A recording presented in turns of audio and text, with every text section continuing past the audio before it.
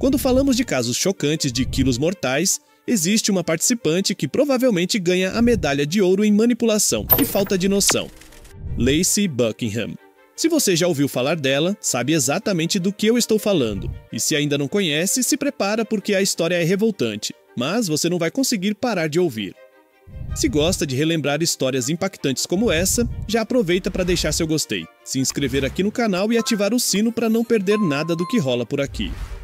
E olha só, se você curte o conteúdo aqui do canal, use o cupom DOPRADO na Growth. Além de garantir seu desconto nos melhores suplementos do mercado, você ainda ajuda a gente a continuar trazendo mais vídeos toda semana. Então, sem mais enrolação, bora pro vídeo. Lacey cresceu num ambiente familiar onde parecia ser sempre o patinho feio. Imagine só, sua irmã mais velha era queridinha, popular e magra, e seu irmão mais novo era o favorito declarado dos pais. No meio disso tudo, Lacey era basicamente a figurante, invisível e rejeitada. Ela própria dizia que se sentia adotada, e vamos concordar que é complicado crescer com essa sensação. Então eu me sentia como se fosse uma filha adotada. O meu pai tinha problemas de nervos. Eu não me relacionava muito com ele. Mas o meu pior relacionamento era com a minha mãe, porque eu nunca senti que ela me queria. Mas, antes que você sinta pena demais, deixe-me avisar. Lacey transformou toda essa rejeição em um mecanismo extremamente doentio de atenção. Desde criança, a comida virou sua melhor amiga. Até aí, nenhuma surpresa para quem conhece o programa. Mas, aos 26 anos, Lacey entrou em um caminho que fez muita gente se perguntar: como é que alguém chega nesse ponto? Pois é, ela descobriu uma coisa chamada fiderismo. E se você não sabe o que é isso, sente-se porque a explicação é bizarra. Fiderismo é basicamente uma relação onde alguém paga para ver outra pessoa engordando. Isso mesmo que você ouviu. Homens pagavam para assistir Lacey comendo quantidades grotescas de comida. Quanto mais ela engordava, mais dinheiro entrava na conta. Era como se ela fosse uma típica mulher do job, mas ao invés de ganhar dinheiro passando o dia na cama, ela faturava passando o dia inteiro comendo. A comida tinha virado seu negócio e seu corpo era literalmente sua principal fonte de renda. Não foi difícil encontrar homens na internet querendo cuidar de mim. E tudo que eu tinha que fazer era me filmar comendo como parte do acordo. E eu gosto da atenção, pra ser sincera. Se você acha que isso já é suficientemente perturbador, segure aí porque só piora daqui pra frente. Lacey não apenas ganhava dinheiro comendo, como também passou a namorar homens interessados exclusivamente em vê-la engordar. Imagine só que relacionamentos saudáveis, hein? Mas calma, nem tudo estava perdido, porque Lacey finalmente conheceu Rick, um cara disposto a cuidar dela. Rick parecia legal, mas muito rapidamente essa relação ficou, digamos, esquisita. Com menos de um mês juntos, o rapaz já estava limpando Lacey com lenços umedecidos e até ajudando após idas ao banheiro. Algo que definitivamente não é comum, nem mesmo entre os participantes mais extremos do programa. Então fica a dúvida no ar: Rick estava mesmo apaixonado ou havia algo a mais por trás dessa dedicação? E aqui começa uma dinâmica assustadora. Rick virou mais que namorado. Virou enfermeiro, chefe particular, faxineiro e praticamente um servo pessoal. Tudo porque Lacey dizia claramente: o meu maior amor na vida é a comida. Eu realmente amo comer. É a coisa que me dá mais prazer nessa vida. Ela me dá prazer. A comida é tudo pra mim. Pois é, Rick foi jogado para escanteio em nome de batatas fritas e chocolate. E isso era só o começo da insanidade dessa relação. Agora, preciso avisar que o que vem a seguir é tão absurdo que é quase difícil de acreditar. Rick não parecia apenas aceitar essa situação, ele estava completamente entregue a ela. E aqui a pergunta inevitável surge: será que Rick gostava de cuidar de Lacey, ou isso era algum fetiche mal resolvido dele também? Veja bem, Rick era descrito pela irmã como alguém extremamente vulnerável, possivelmente até com traços autistas. E é exatamente esse perfil que fazia dele uma presa fácil para alguém como Lacey. Eu tomo banho só 1 ou 2 vezes por semana. Há 7 anos eu não consigo me limpar após ir ao banheiro. E às vezes, o meu namorado precisa fazer isso por mim. A Lacey me pede pra ir com ela no banheiro, e às vezes eu ajudo ela a se limpar. Ela não apenas o manipulava emocionalmente, como também o explorava fisicamente, exigindo cuidados que estavam muito além do razoável, considerando as ferramentas disponíveis para pessoas com dificuldades físicas. Imagine só que Rick preparava absolutamente todas as refeições dela. E não estamos falando de comidas saudáveis ou que ajudassem no processo de emagrecimento. Não, isso seria lógico demais. Estamos falando de refeições absurdamente calóricas, feitas sob demanda com quantidades inimagináveis de manteiga e gordura. Porque, afinal, Lacey precisava ser feliz. A felicidade dela tinha nome: comida. E, infelizmente para Rick, ele não estava incluso nessa equação. A situação era tão absurda que Rick chegou ao ponto de propor casamento para Lacey, após apenas um mês de relacionamento.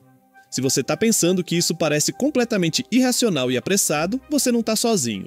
Sharon, a irmã dele, achava exatamente a mesma coisa. Sharon era uma das poucas vozes de razão nesse cenário caótico. Ela não aguentava mais ver o irmão sendo usado, e várias vezes precisou intervir em relacionamentos anteriores por exatamente esse motivo. Com Lacey não seria diferente. Sharon estava determinada a descobrir quais eram as verdadeiras intenções de Lacey com seu irmão. E claro, a coisa toda virou uma verdadeira guerra. As interações entre Lacey e Sharon eram tensas ao extremo. Numa viagem de carro até o consultório do Dr. Now, as duas quase chegaram às vias de fato. Lacey era provocadora, egoísta e parecia não perceber que estava arruinando a vida das pessoas ao seu redor. Em determinado momento, após uma emergência no meio da estrada, Lacey chegou a pedir uma fralda para Sharon, porque simplesmente não conseguia se controlar após exagerar nas comidas pesadas. Sharon, exausta e irritada, não perdeu tempo. Você pode parar de pegar no meu pé o tempo todo, você não é perfeita! É claro que eu não sou, eu nunca disse isso, eu nunca disse que eu sou uma pessoa perfeita. Você me chama de gorda! Mas você é! Você também é! Eu nunca disse que eu não era. Ah, tá bom. Ela, na verdade, só quer alguém que cuide dela, porque ela não consegue fazer isso sozinha. E o pior é que Sharon tinha razão. Lacey não apenas agia como uma criança mimada, mas também usava Rick descaradamente. Era óbvio para todos, menos para ele. Mas até Rick tem seus limites. Durante essa mesma viagem caótica, algo finalmente despertou nele. Algo que faria essa história ficar ainda mais dramática e descontrolada do que já estava. Depois de suportar abusos verbais constantes e demandas absurdas de Lacey, Rick decidiu terminar o relacionamento. E foi aí que as coisas saíram completamente do controle. Imagine o cenário. No meio de uma viagem caótica de carro, com Rick finalmente percebendo o tamanho da enrascada em que estava metido, ele anuncia o fim do noivado. E a reação de Lacey? Um ataque de drama digno de novela mexicana. Ela não apenas surtou, como resolveu chamar a polícia dizendo estar em perigo e abandonada num posto de gasolina no meio do nada. Tudo isso enquanto Sharon, a irmã de Rick, ameaçava Lacey com frases nada sutis. Você tem sorte que a polícia tá aqui. E eu tô do outro lado do país. Agradeça ao seu anjo da guarda que eu tô conseguindo manter a minha compostura. A Lacey perdeu a cabeça. É o melhor jeito de explicar. Ela decidiu ligar pra polícia e dizer que a gente tava tentando machucar ela. E, no meu caso, ela tá tentando me acusar de abuso. É claro que ninguém levou essa ameaça a sério, mas a situação escalou tão rapidamente que a polícia realmente apareceu, juntamente com uma ambulância. Porque, aparentemente, quando Lacey não tá recebendo atenção suficiente, ela decide chamar toda a equipe de emergência possível. Lacey tentou de tudo para convencer os policiais de que estava sendo vítima de abandono e maus tratos, mas, felizmente, até eles perceberam rapidamente a manipulação.